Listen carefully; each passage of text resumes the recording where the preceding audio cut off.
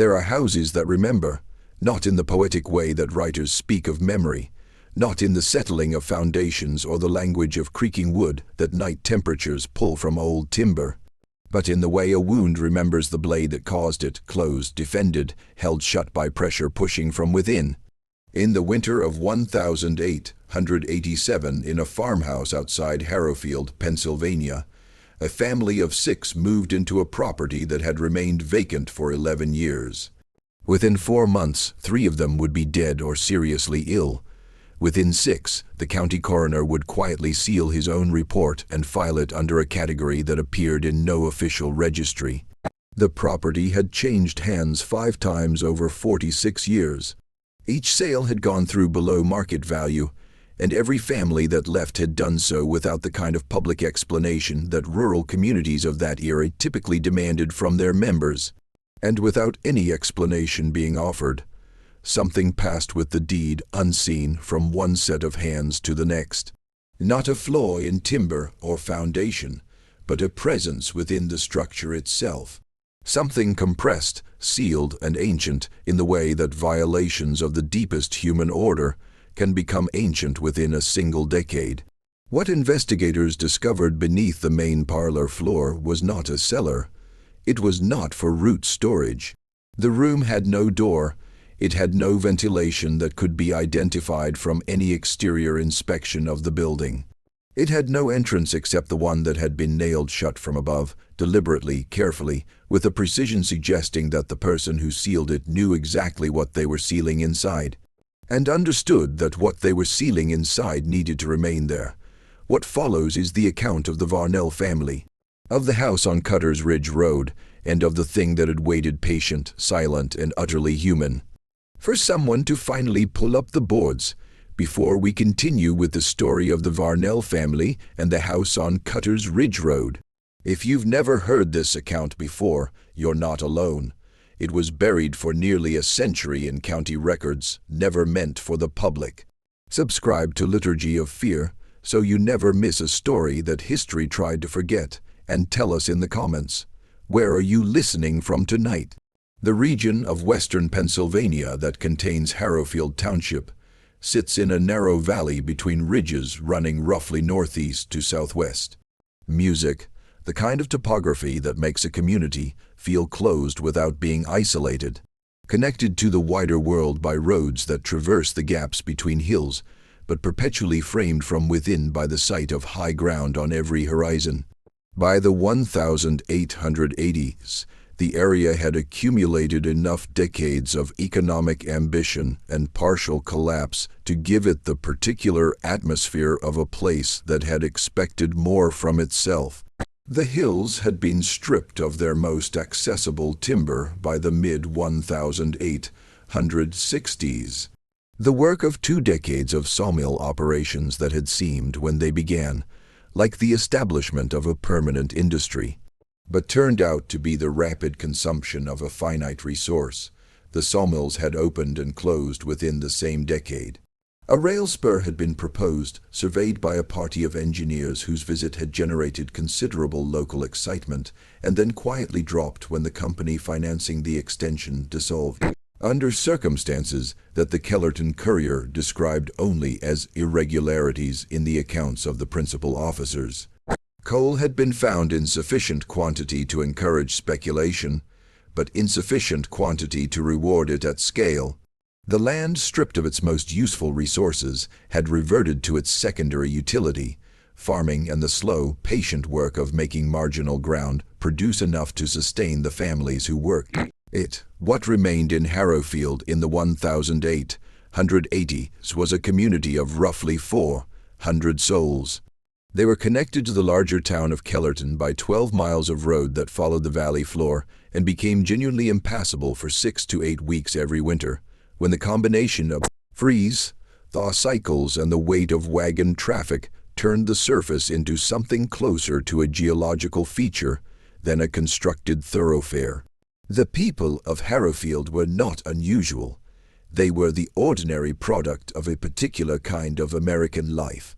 Protestant in their majority, careful with money in the way of people for whom financial mistakes had consequences lasting across generations, suspicious of strangers in the way of communities that had learned to rely on themselves, and deeply invested in one another's business in the way of people who understood that their survival was genuinely collective.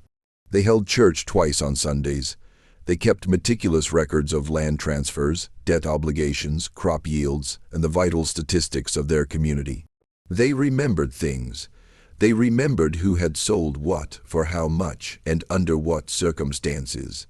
And they talked about these matters in the way of people who understood that the economic history of their neighbors' music was a form of practical knowledge, useful for assessing risk and identifying opportunity.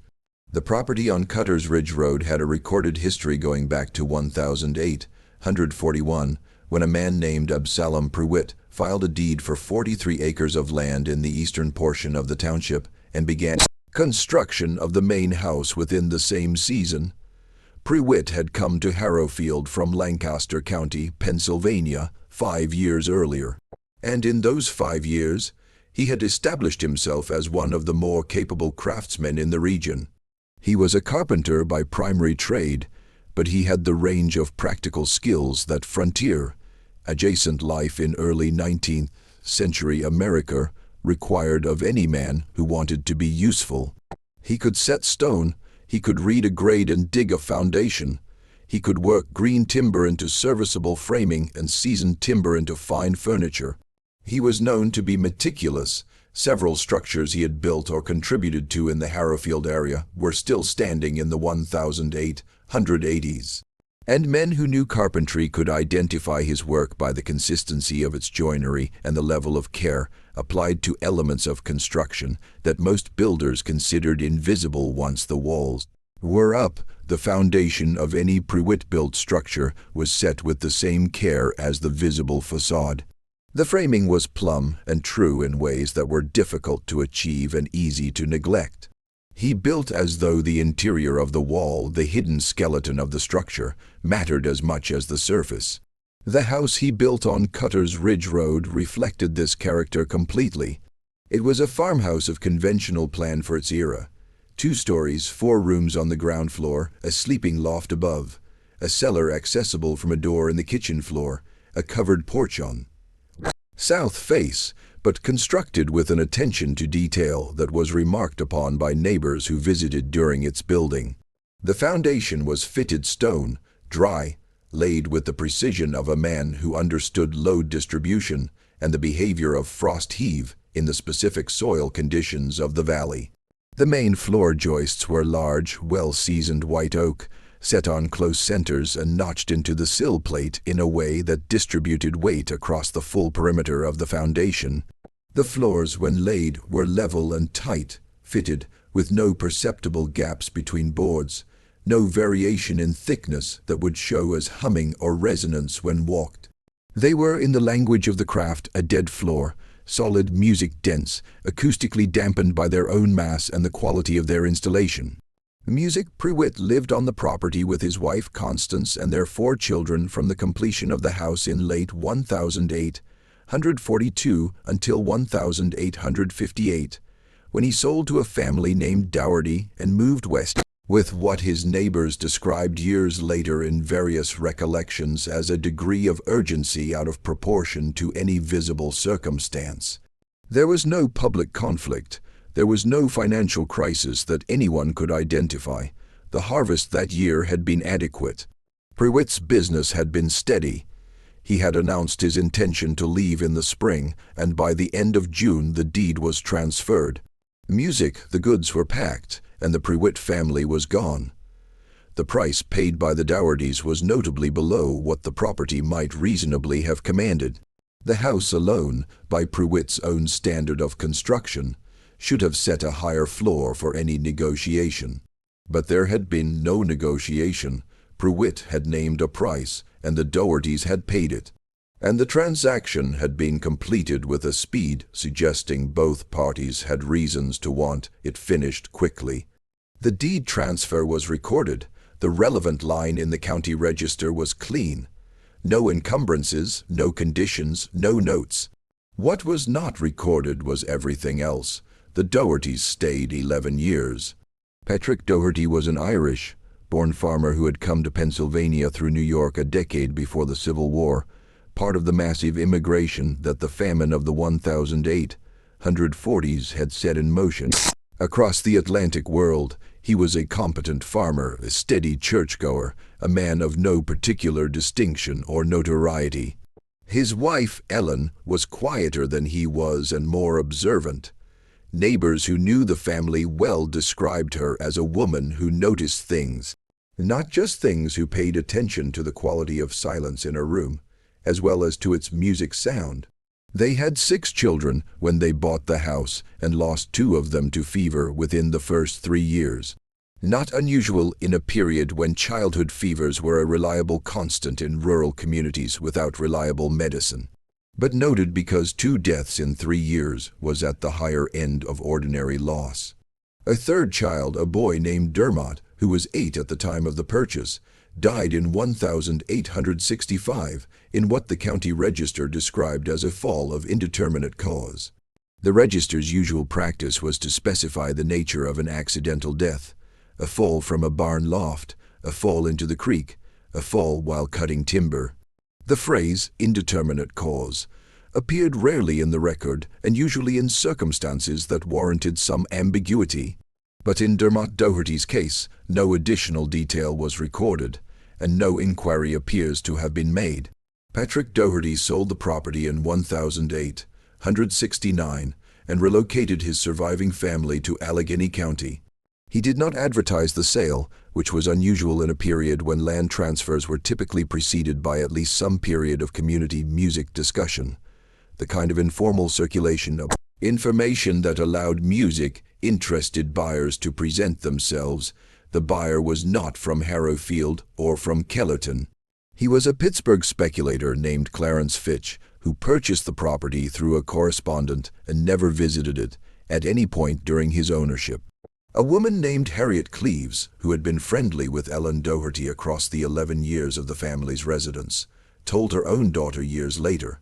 The daughter was then 50, and the telling had the quality of a confidence long held and only partially released, that Ellen Doherty had wept when the day of departure finally came, not from sadness about leaving a place she had loved. The weeping, as Harriet understood it, was the weeping of a woman putting distance between herself and something she had never been able to name directly, something she had lived with for 11 years by learning not to look at directly.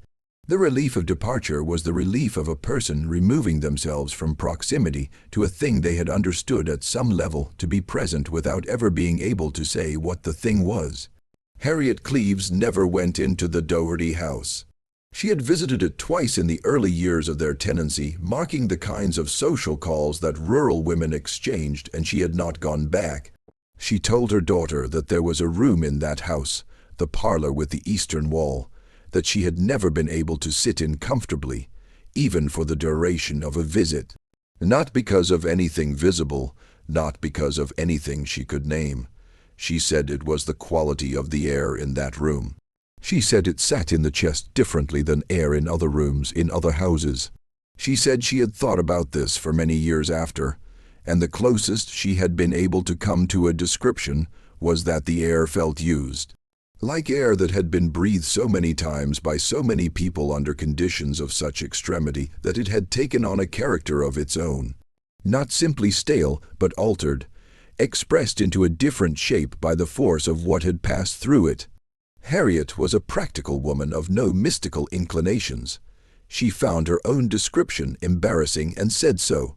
But she had lived for 70 years by trusting what her body told her about spaces and situations. And her body had told her, consistently across 2 visits to that parlor, that something in the air of that room was wrong in a way that had nothing to do with ventilation or season. She did not know what was beneath the floor, she only knew what she had felt, and she had felt it was not right. The property sat vacant from 1869 to 1880, during which time Clarence Fitch paid the county taxes without apparent interest in the land's productive use. In 1880, he sold it to a Harrowfield farmer named George Utterback for a price that was again below what the county assessor estimated the land's value to be. Utterback used the acreage for grazing, running a small herd of beef cattle on the grass that had reclaimed the fields during the vacancy, and declined to inhabit the structure. When asked by neighbors why he was not making use of the house, he provided different explanations at different times. The house needed too much work. The house was in the wrong location relative to his other holdings. The house was cold in a way that had nothing to do with the season and everything to do with some quality in its construction that he had never been able to identify. He was not a man given to imprecision. He was a farmer of the methodical and economically rational type that the region produced in abundance. His reluctance to inhabit a structurally sound farmhouse on productive land he owned was, to people who knew him, inconsistent with his established character. No one pressed the question very hard. There was one incident during Utterback's ownership that he described to his brother-in-law shortly after it occurred, and then, apparently, never mentioned again. He had gone to the house in the fall of 1881 to address a broken window latch, the kind of maintenance task that a vacant structure occasionally demanded and that he attended to routinely, not from any attachment to the place, but from the practical sense that a deteriorating structure loses value faster than it should. He went in the early afternoon, in good weather, alone. In the main parlor, near the eastern wall, he found that several of the floorboards had been disturbed. Not broken, not rotted out from below in a way that would cause visible surface disturbance, lifted and reset. Music, that was the only accurate description. The boards had been music raised and then replaced by someone who had taken care to return them to something close to their original position, but who had not managed to achieve the precision of the original installation. The grain alignment was off. The boards sat fractionally proud of their neighbors. To someone who did not look carefully, the floor was a floor. To someone who had looked at it before and knew what it was supposed to look like, something had changed. Utterback did not investigate further that day. He replaced the window latch, nailed the loose boards down with additional nails of a heavier gauge than the originals, and then left. He went back twice more over the following weeks to check that the boards had not been disturbed again. They had not. He told his brother-in-law about the episode and said, in a tone that the brother-in-law remembered as carefully controlled, that he believed someone had been using the house, using it for something, and that he did not intend to find out what. He sold the property in October of 1887 to a man named Clement Varnell for $212. The county assessor noted the sale price in the margin of the transfer record with a single word, curious. Clement Varnell was 41 years old when he brought his family to Cutter's Ridge Road. He had spent 12 years as a foreman in a glass manufacturing works outside Pittsburgh, an occupation that had suited his temperament. The work required systematic attention to process, the ability to manage a crew of men without either friction or subservience, and a tolerance for the constant low-level danger of molten material and extreme heat. He was good at the work, and the work had treated him fairly until the contraction in orders that followed a shift in the regional economy, and the management's decision to reduce the workforce by a quarter, which removed Clement Varnell from a job he had expected to hold until he chose to leave it. The severance was modest. The family's savings were adequate for a period of transition. His wife's cousin had mentioned in passing a property in western Pennsylvania that could be had cheaply. The cousin had heard of it second-hand and did not know its history in any detail. Clement had gone to look at it alone in September of 1887 and had walked every room, pressed his thumb into every visible joint, and looked at the foundation from every angle the exterior permitted. He found it sound. He found it better than sound. He found it the work of a builder who had approached the craft with the same systematic seriousness that Clement had always applied to his own work. And he recognized in the structure the evidence of a mind that he understood intuitively. He did not ask about the price. He did not negotiate. He paid the asking price and moved his family in within 6 weeks. It was the most significant practical decision of his life. And he made it in the way that competent men of his era frequently made significant decisions, on the basis of what he could see and verify, without sufficient attention to the question of what he could not see. Margit Varnell was 37. A woman whose parents had come from the Dalarna region of Sweden in the early 1850s, settling first in New York and then following the Swedish migration corridor southwest into Pennsylvania's industrial belt. She had grown up bilingual, and Swedish remained the language of her emotional interior, even after decades of American life had made English the language of her daily world.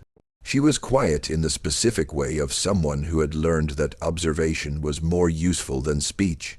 She watched situations develop and formed her assessments privately before committing them to language, which meant that when she spoke, it was usually to say something that she had already thought through with care. She was music by the standards of her community, an unusually self-possessed woman, neither dependent on her husband's certainty nor threatened by it. Capable of forming and holding her own conclusions without requiring his validation. Their oldest child, Uld, was 17. A broad-shouldered, deliberate young man who had inherited his father's practical intelligence without his father's tendency toward decisive commitment. Uld thought carefully before he acted, which made him cautious in situations that called for speed but thorough in situations that rewarded patience. He was the child who most closely resembled Clement in the physical sense and least resembled him in temperament.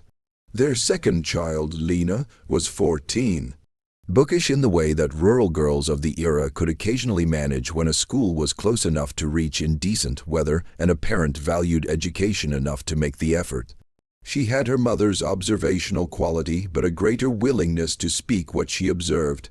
The two youngest children were boys, Oscar and Per, 9 and 7. Named for grandfathers on the Swedish side of the family, in a way that Margit's parents had understood as the proper acknowledgement of roots in a country they would never return to. The family arrived in November and spent the first weeks in the practical absorption of a household establishing itself in a new place. Clement and Uld worked on the outbuildings, which needed more attention than the house itself.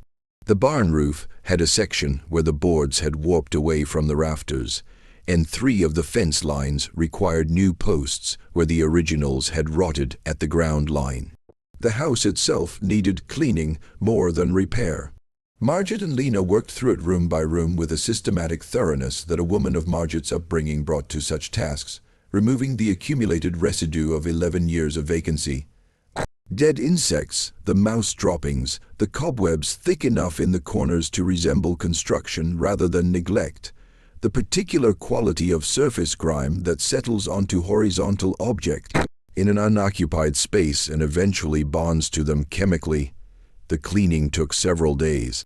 Each room emerged from the process clean in the visible sense, smelling of the lye soap and beeswax that Margit used, giving no outward indication of what it had been before her attention.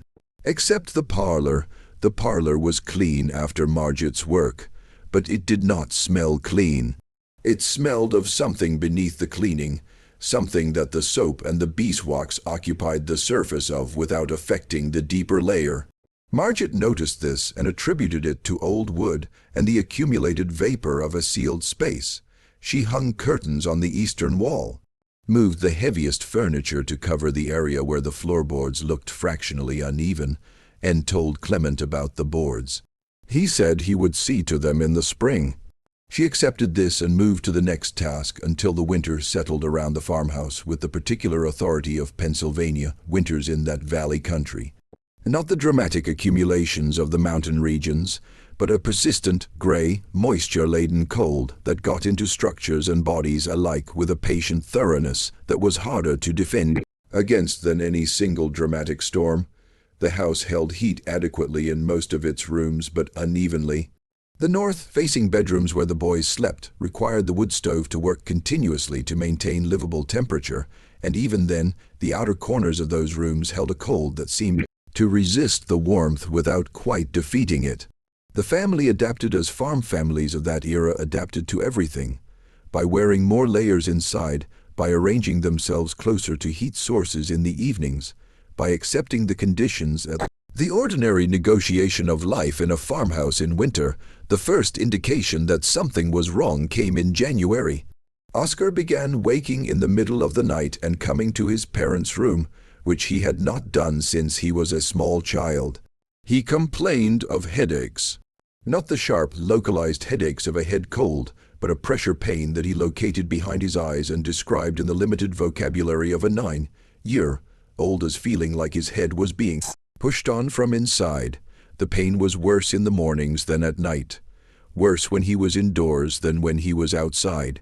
Worse, though this was a connection that none of the family made at the time, in the parlor than in any other room in the house. Margaret measured his temperature and found it slightly elevated, well, not enough to indicate a serious fever, but enough to suggest the beginning of an illness. She moved his sleeping position away from the outer wall, where the cold was most present, and watched him carefully. The headaches continued. The temperature fluctuated, present on some days, absent on others, in a pattern that did not match the typical progression of any illness she recognized. Per began showing similar symptoms in February. The timing, one child declining, then a second showing the same early signs, suggested to Margaret an infectious cause. Something that had passed from Oscar to his younger brother through the proximity of shared sleep. This was the rational interpretation, and she held it while also noting, in the careful private inventory she maintained of things that did not quite add up, that the pattern of Per's symptoms was not identical to Oscar's in its timing or its character. Per was not feverish in the way Oscar had been. Per was confused. Not in the sudden, dramatic way of a child in the grip of a high fever, but in the gradual, incremental way of someone whose perceptions were being altered by something slow and cumulative. He lost track of conversations. He repeated questions he had asked minutes before.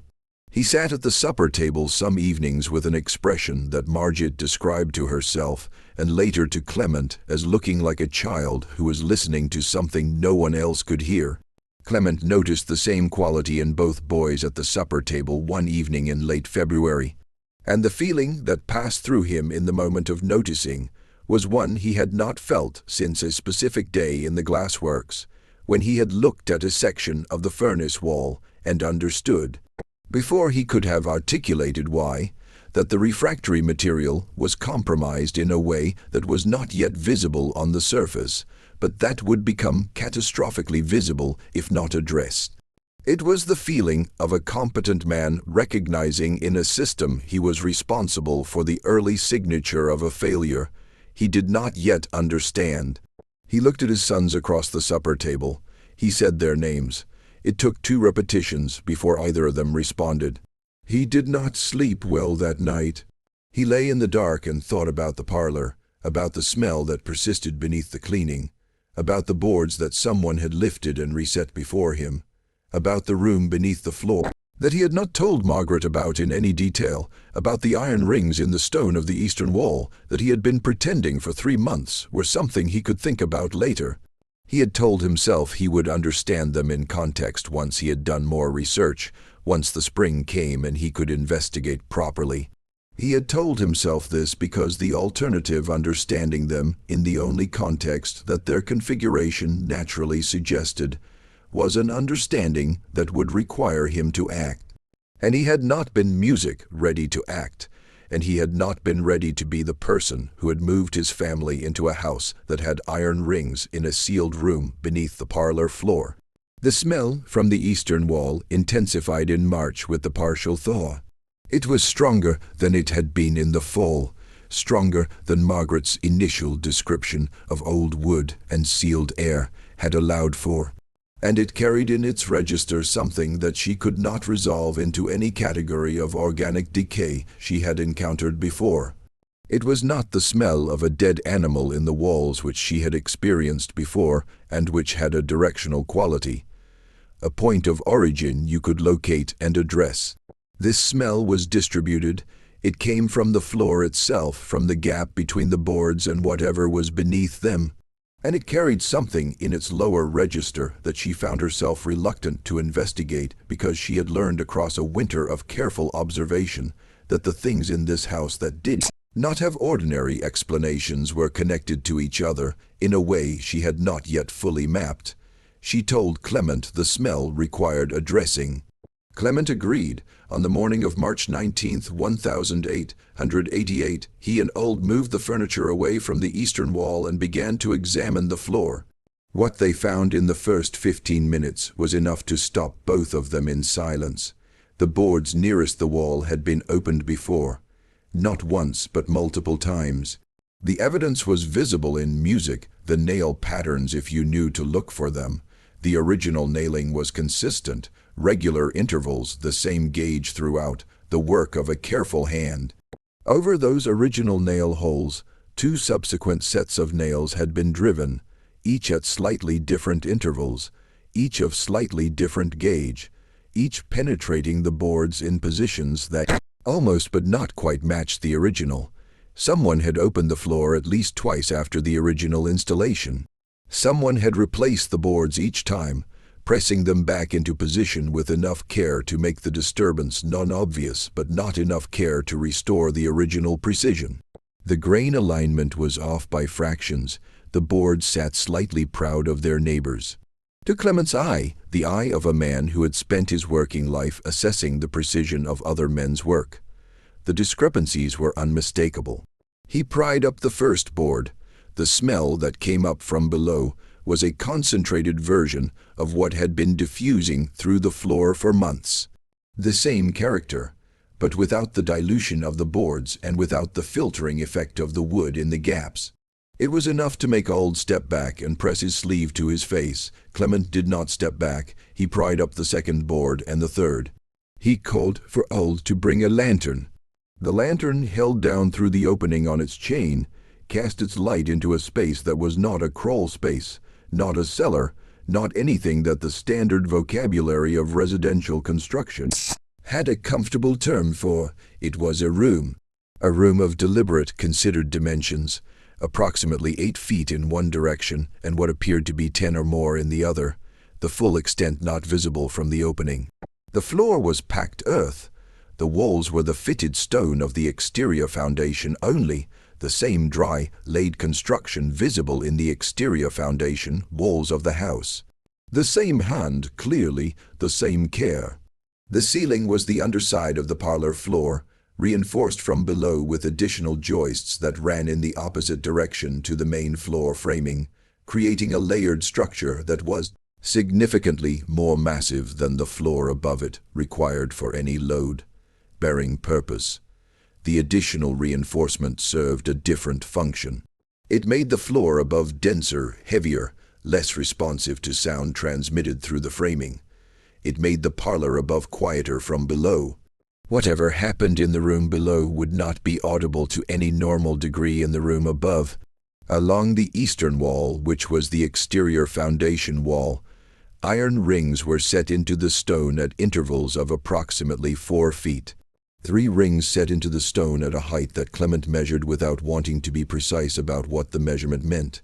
At approximately 3.5 feet from the ground, a height consistent with a specific posture, a height consistent with a specific use. He held the lantern steady for a long time and looked at the rings. They were not decorative. They were not functional in any of the ordinary ways that iron rings might be incorporated into a storage space. They were heavy, well-mounted, set with the same care as everything else in the structure, set to hold something that pushed against them with sustained force. There was no ambiguity in their purpose if you allowed yourself to see it. Clement replaced the boards. He told Old they would discuss it inside. He did not discuss it with Margaret or Lena. He went to the barn alone and sat in the cold for a long time. When he came inside for supper, he told his family that the smell was coming from an old drainage issue that had been improperly sealed by a previous owner, and that he would have it addressed in the spring when the ground permitted the necessary work. Margaret looked at him across the supper table in the particular way she had, the way that meant she had heard the incomplete version, and was deciding whether to wait for the complete one. She said nothing. She understood that there were things a man needed to carry for a time before he could put them into words that would not break something. She waited. She would say years later that the supper table that evening was the last moment she experienced the house as something that might still resolve into ordinariness. After that, she was waiting for the shape of what she already at some level understood. What Clement could not have known from the deed records and the county transfer documents available to him was the specific operational history of what the room beneath his parlor had been built to do. That knowledge existed distributed across the memories of several people still living in the region in 1888, and in the private papers of at least one person who had died 14 years before. But it had never been incorporated into any official record because the man who built the room had been extraordinarily careful about what he wrote down and what he allowed others to understand. Music about the purposes of his construction. Absalom Prewitt, who had built the house on Cutter's Ridge Road in 1841 and 1842, was not merely a carpenter. He was not merely a careful man, a skilled craftsman, and a church-going member of his community. He was, for a period of approximately 12 years, the operator of a specific kind of facility, a holding and transit space for human beings who had been captured in the act of seeking freedom and who were being held invisibly while the paperwork that would return them to bondage was completed, and the arrangements for their transportation south were made. The language of the era had several terms for what Prewitt did, although the formal legal term was recovery agent, and it was a term with legal standing. The Fugitive Slave Acts of 1793 and 1850 created a framework within which men like Prewitt operated under color of law, performing what they and their legal advocates consistently framed as the legitimate enforcement of property rights established by the Constitution of the United States. The network that Prewitt operated within had tentacles that ran through several Pennsylvania counties and connected through intermediaries to agents in Maryland and Virginia who did the initial capture work. Prewitt's role was intermediate and logistical. He provided a location in which captured individuals could be held without public visibility, in a county that was not the county of initial capture, while the legal documents necessary for transport south were assembled, verified, and signed by the relevant magistrates. Pennsylvania was a free state, but federal law superseded state law on this specific question. And there were magistrates in western Pennsylvania in the 1840s and 1850s who were willing to sign the relevant documents if presented to them correctly. The room had been built for this purpose. Every element of its construction reflected the requirements of that purpose. Margaret looked across the supper table at him in that particular way. She had the way that meant she had heard only the incomplete version, and was deciding whether to wait for the full one. She said nothing. She understood that some things a man needed to carry for a time before he could shape them into words that would not break something. She waited. Years later, she would say that the supper table that evening was the last moment she experienced the house as something that might still settle into ordinariness. After that, she was waiting for the shape of what she already, at some level, understood. What Clement could not have known from the deed records and county transfer documents available to him was the specific operational history of what the room beneath his parlor had been built to do. That knowledge existed, distributed across the memories of several people still living in the region in 1888, and in the private papers of at least one person who had died 14 years before. But it had never been incorporated into any official record, because the man who built the room had been extraordinarily careful about what he wrote down and what he allowed others to understand about the purposes of his construction. Absalom Prewitt, who built the house on Cutter's Ridge Road in 1841 and 1842, was not merely a carpenter. He was not merely a careful man, a skilled craftsman, and a church-going member of his community. For a period of approximately 12 years, he was the operator of a specific kind of facility, a holding and transit space for human beings who had been captured while seeking freedom and who were held invisibly while the paperwork that would return them to bondage was completed and the arrangements for their transportation south were made. The language of the era had several terms for what Prewitt did, though the formal legal term was recovery agent, a term with legal standing. The Fugitive Slave Acts of 1793 and 1850 created a framework within which men like Prewitt operated under color of law, performing what they and their legal advocates consistently framed as the legitimate enforcement of property rights established by the Constitution of the United States. The network Prewitt operated within had tentacles running through several Pennsylvania counties, connecting through intermediaries to agents in Maryland and Virginia who did the initial capture work. Prewitt's role was intermediate and logistical. He provided a location where captured individuals could be held without public visibility in a county that was not the county of initial capture, while the legal documents necessary for transport south were assembled, verified, and signed by the relevant magistrates. Pennsylvania was a free state, but federal law superseded state law on this specific question. And in western Pennsylvania during the 1840s and 1850s, there were magistrates willing to sign the relevant documents if presented to them correctly. The room had been built for this purpose. Every element of its construction reflected the requirements of that purpose. The acoustic reinforcement of the ceiling, so that sounds from below would not penetrate to the living space above. The absence of any ventilation that could be identified from the exterior.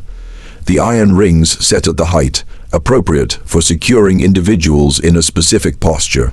The dimensions large enough to hold several people for several days, yet small enough to be invisible in any architectural examination of the structure. The packed earth floor, which absorbed moisture and biological residue without the staining and odor retention that wood or stone would have shown. The sealed entrance, disguised as ordinary flooring in a room that served the ordinary social function of a parlor. A room where visitors would sit, where the surface of respectability was maintained above a space in which the machinery of that respectability opposite was concealed. People had been held in that room. The records that Clement would find months later in the packed earth of the southeast corner documented specific transactions, names or partial names, dates, amounts, outcomes. The records covered a period from 1843 to approximately 1856, and they documented at minimum 17 separate transactions, as Prewitt had logged them. The outcomes column in Prewitt's ledger used 3 categories: returned as arranged, delivered to connection in Hagerstown, and matter closed. The third category appeared 4 times. What matter closed meant in Prewitt's accounting was not defined in the ledger. It was not defined anywhere in the available record. It was the kind of phrase that performs the function of a definition while actively refusing to provide one. A sealed door in language, serving the same purpose as the sealed boards in the parlor floor. The illness that had been progressing through the Varnell household since January was not a supernatural phenomenon. It was not a haunting in any sense that required a vocabulary beyond the material. It was chemistry. The sealed room, in its 4 decades of closure, had become a slow-release repository of compounds that the sciences of the 1880s did not yet have a complete framework for understanding. Organic material, biological trace, the atmospheric residue of a confined space that had held frightened human bodies in extended captivity under conditions of extreme physiological stress. What fear does to a human body over days and weeks is not merely psychological, it is chemical, it is hormonal. It is present in the breath and the sweat and every biological output of a body in sustained crisis.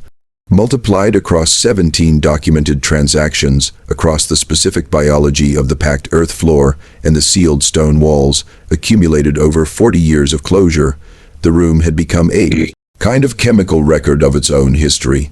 Not metaphysically, not spiritually, but physically, in the air. In the particulate matter that the slight seasonal movement of the boards had been releasing gradually and invisibly into the living space above. The headaches that Oscar and Per were experiencing were neurological in origin, consistent with low-level exposure to compounds that in sufficient concentration would have produced more acute effects. The confusion, the emotional volatility, the quality of unfocused attention that their father had noticed at the supper table. These were symptoms. They were the body's response to something that was in the air of that house, something that the medicine of the era had no instrument to detect and no vocabulary to name precisely. Dr. Hartwell Brosius, when he came to see Oscar in early April, could identify the symptom cluster, but not its cause. He used the word miasma, the old pre-germ theory term for bad air, because it was the closest available language. He said the children needed outdoor air. He said whatever was causing the smell in the eastern parlor needed to be addressed. He did not go below the boards. Clement did not show him the room.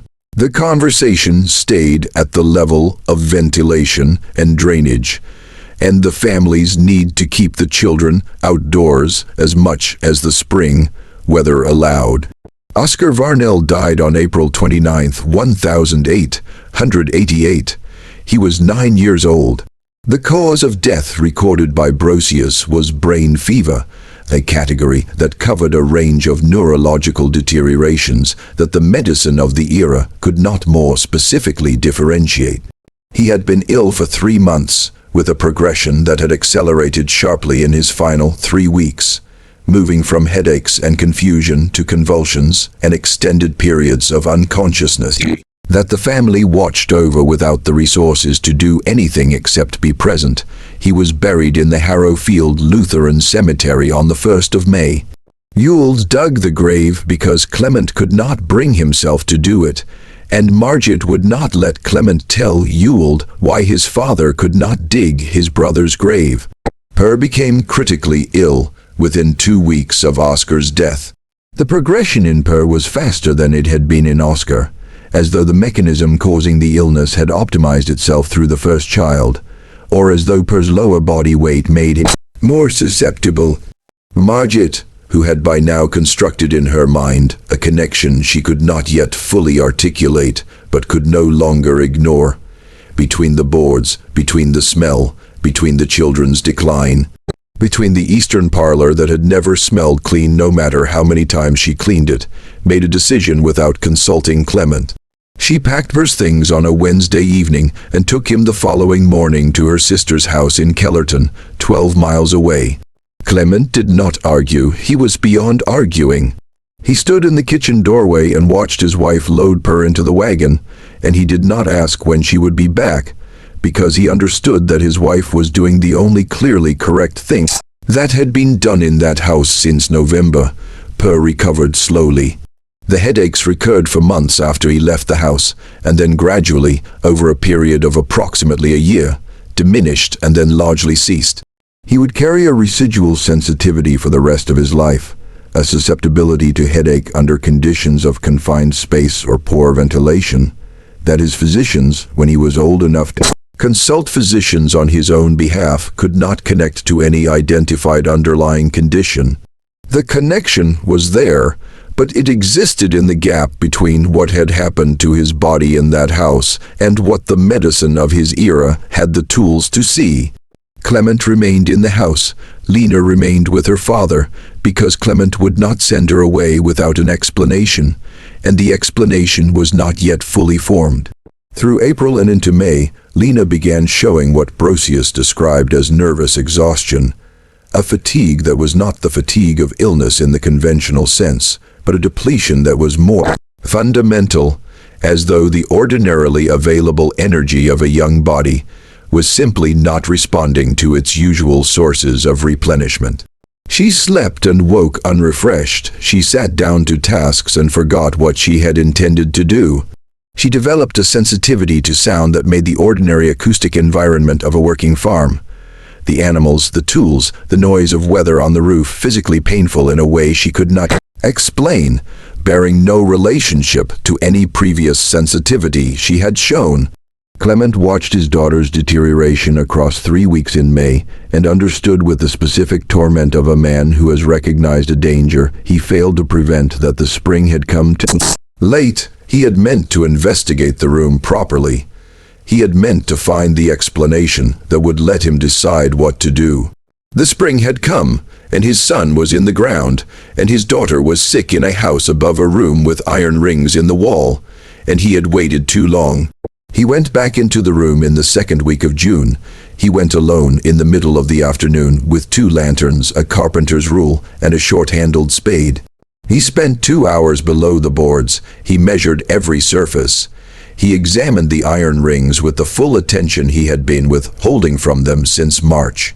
He moved along the perimeter of the room with 1 lantern held close to the wall, not looking for anything that the first examination had missed.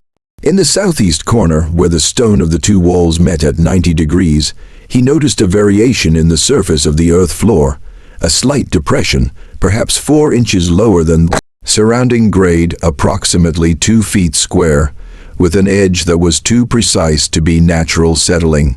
He took the spade and broke the surface carefully. At 8 inches, the spade struck something that was not stone and not root. He reached into the excavation with his hand and pulled up a cloth-wrapped bundle that had been packed into the cavity with care. The cloth had been folded over the contents and pressed flat to minimize its profile. The cloth had deteriorated significantly in 4 decades of burial. It came apart in sections as he lifted it, releasing a smell of mold and compressed age. The contents were intact, a collection of folded papers, approximately 40 sheets of varying size, bound together with cord that had decayed to the point of fragility. The papers had been wrapped in the cloth and then wrapped again in something, a section of oilcloth or treated leather, he could not determine which, that had protected them from the moisture of the packed earth with sufficient effectiveness to preserve their legibility despite the decades. He took them to the surface, into the light, and he read them. They were records, not letters, not a personal account, not any form of document that carried the heat of individual emotion. Records in the manner of a man who had learned to document his professional activities for purposes of legal protection and financial accountability, using the flat transactional language of commerce applied to human beings. Names where names were available, physical descriptions where names were not, dates, amounts paid by unnamed parties for services rendered, references to other agents and locations. The Chester County connection, the Lancaster agent, delivered to the party in Hagerstown as arranged, consigned to the gentleman from Baltimore, references to outcomes in the 3 categories Prewitt used. Returned as arranged, delivered to Hagerstown, matter closed, 4 entries in the 3rd category. No elaboration. The ledger covered the years 1843 through 1856. The handwriting consistent throughout. The same small, neat, businesslike hand, the same lack of effect. The same quality of a man who had organized himself around the proposition that what he was doing was legitimate commerce, and that the documentation of commerce was a form of legal protection. Clement Varnell sat on the packed earth floor of that room for a long time, holding those papers. He was not a man of scholarly background. He had left school at 12, but he could read and he could understand what he was reading. And he understood it completely by the time he climbed back through the gap in the parlor floor, replaced the boards, and sent Lena to Kellerton that evening. He went to the constable, Rudolf Fenstermacher, the following morning. He laid the papers on Fenstermacher's desk and told him where they had been found and how, and described the room and the rings. He answered Fenstermacher's 3 questions completely. He agreed to Fenstermacher's request that he say nothing to anyone pending consultation with county authorities. He shook the constable's hand and walked back to his farmhouse and sat in the barn for the rest of the afternoon. What Fenstermacher understood when he read the ledger was what Clement had understood, plus the additional layer of local knowledge that Fenstermacher's 9 years as constable had given him. A layer that included certain names, certain families, certain institutional connections that the ledger's references pointed toward obliquely, but without enough precision to establish legal liability. In the absence of corroborating documentation, the ledger was not sufficient by itself. It was deeply suggestive. It named a network, but it did not name the network's living members with the specificity that a prosecution would have required. What it did do, what made it significant beyond its historical value and dangerous beyond its evidential value, was connect a set of Pennsylvania locations, and by implication a set of Pennsylvania families, to a federal criminal enterprise that had operated under color of law, but that had, since the passage of the 13th Amendment and the end of the war, become definitively criminal in its historical character. The men the ledger gestured toward were not men who had simply held political positions that the law had since condemned. They were men, or their fathers and uncles were men, who had participated in specific transactions involving specific human beings, documented in Pruitt's businesslike hand, and that could potentially be traced through other county records, other correspondence, other witnesses who might still be living. The consultation took 6 weeks. County officials came to see Fenstermacher.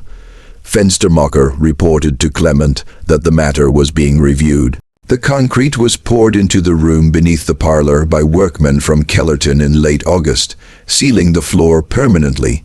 The county coroner's report on Oscar Varnell's cause of death, which Brosius had submitted with a handwritten note attached expressing his unease that the specific pattern of the boy's decline was connected to conditions in the house and warranted investigation, was refiled under an administrative category that was not specifically designed to bury it, but that had the practical effect of making it difficult to find.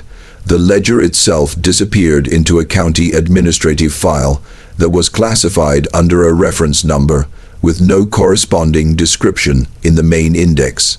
Clement received the papers back from Fenstermacher in October with a cover letter from a county administrator, whose name Clement could not later recall clearly, explaining that the county had reviewed the documents, found them to be historical in nature, and determined that no current legal proceeding was warranted.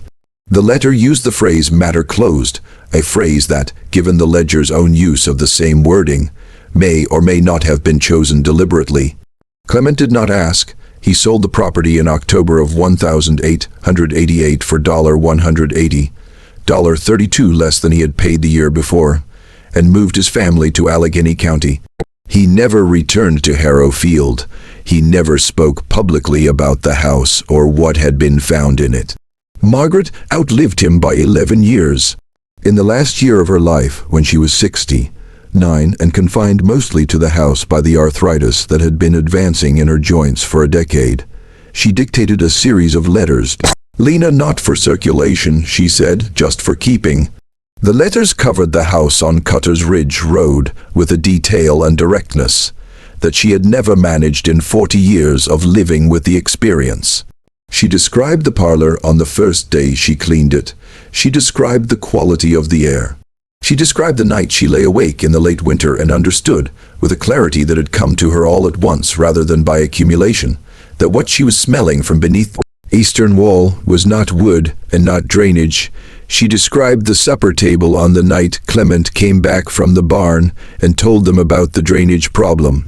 And she had understood that her husband was protecting her from something by not telling her, and that the thing he was protecting her from was something he had not yet found the shape of himself. She described the evening she loaded her into the wagon. She described Clement's face in the doorway. She wrote, "The worst part was not what had been done in that room. The worst part was understanding that the house had been passed from one family to the next for 40 years, each time a little cheaper than before, and that somewhere in the county, in the township, and in the business of men talking to men in places where women were not present, there had always been people who knew or suspected enough to know that the price reflected something, that the cheapness of the house was not ignorance, that the ignorance was chosen, that what my children breathed was the air of a room that could have been opened decades before we came to it, and that the reason it was not opened was that the opening would have required a conversation that no one was prepared to have." She wrote, "The horror of it was not that something inhuman had been done. The horror was that it had been done carefully by a man who went to church and kept records, knowing that the records were kept not from shame, but from the need to prove that the accounts were settled. She set down the pen after that sentence and did not speak again for some time. And Lena, who was transcribing, waited. Cornelia Faltz was 60, 3 years old in 1927, when a county clerk named Wallace Hetterman found the file and wrote to her. She had been documenting the history of freedom and its suppression in western Pennsylvania for 15 years. And she had learned in those 15 years to read the administrative record with the specific attention of someone who understood that the most important information in an archive is often information that has been misclassified. A misclassified file is not necessarily an accident. A file that has been moved from one reference system to another without cross-indexing is not necessarily incompetence. The archive reflects the intentions of the people who organized it, and the people who organized it had intentions that were not always recorded. She had developed, across 15 years, a finely calibrated sense for the difference between a file that had been lost and a file that had been misplaced in a particular direction. She spent 2 days with Prewitt's ledger and the surrounding documentation. She took careful notes. From the combination of partial names, location references, dates, and the cross-referencing of those elements against other records she had spent years accumulating, she identified 4 individuals or institutions that could be connected to the transactions in Prewitt's ledger with what she considered reasonable evidentiary confidence. 2 were deceased. 1 was alive, an elderly man of considerable local standing in a town 30 miles from Harrowfield, a retired businessman whose family name appeared in the ledger in a form consistent with a connection to the Lancaster network referenced in one of Prewitt's entries. The 4th reference was to a specific building, a property still in existence and operating in a different capacity in 1927, that could be connected to at least 2 of the documented transactions. She wrote a report. She submitted it to a regional historical journal that published work on the pre-war period. The journal accepted it provisionally, then deferred publication pending additional review, then declined it without specific explanation. She submitted it to 2 other academic journals, both declined. She submitted it to a Pittsburgh newspaper, where an editor expressed genuine interest, then became unreachable. She spent 4 years attempting to place the report in a venue with public reach. And across those 4 years, she watched the specific set of obstacles she encountered and thought carefully about what the pattern of those obstacles told her about who in the region was still invested in the particular silence that the Prewitt ledger had the potential to break. In 1931, she died. Her papers went to her niece and eventually in 1935 to a regional historical society that catalogued them correctly and completely and placed them in a reading room where any researcher with legitimate purpose could access them, which several did across the following decades. Without those researchers, subsequent work achieving sufficient momentum to move the report from the archive into the public record in any durable way. The house on Cutter's Ridge Road burned in 1901, when a barn fire spread in dry conditions and reached the main structure before it could be controlled. The walls that remained standing were pulled down by the new owner. The concrete slab that had been poured in the summer of 1888 was not disturbed. It sat beneath the rubble of the demolished walls and then beneath the accumulated earth of subsequent seasons, invisible, unmarked in any survey. The iron rings were beneath the concrete. The packed earth that had held Prewitt's ledger was beneath the concrete. The specific geography of what had happened in that room over 12 years was preserved in physical terms beneath approximately 3 feet of accumulated material on a piece of land that had been bought and sold and reclassified and renamed until the connection between the surface and what lay beneath it was, to anyone consulting the available records, functionally invisible. Barnell was interviewed in 1939 by Cornelia Faltz's niece, who was attempting to continue her aunt's work. He was 58 years old. He said he did not remember the house with clarity. He had been too young. And the memories he had were the compressed, emotionally saturated memories of early childhood, which do not resolve into the kind of sequential, detailed account that makes for useful historical testimony. But he remembered the smell. He said it was not a smell that belonged to any ordinary category of domestic odor, not wood, not earth, not decay in the conventional sense. He said it was something he had encountered once more in his adult life, in a specific place in France in 1918, in circumstances that he did not describe in detail. He said the two smells were, to his memory, identical. He said, "It is the smell of people who were afraid for a long time in a small place. I did not know that when I was 7, I know it now." He did not say anything further about it. He thanked Cornelia Foltz's niece for a time, went back to his house, and did not respond to her subsequent letters. What do you think really happened to Matter Closed? In Absalom Prewitt's ledger? What does it mean that these records survived every attempt to bury them in the earth, in the filing system, in the indifference of institutions that preferred their histories clean? And what does it mean that the house was sold repeatedly at prices that reflected something to families who were not told what that something was?